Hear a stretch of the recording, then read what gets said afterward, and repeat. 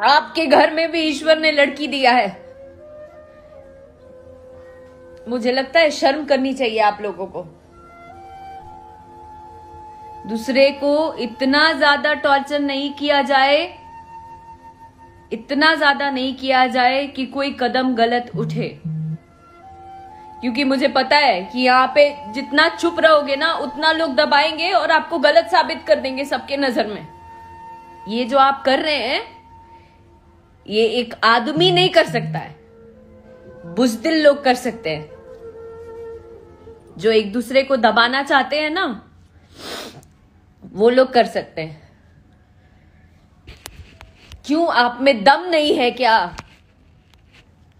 आप में दम नहीं है क्या सामने आने की?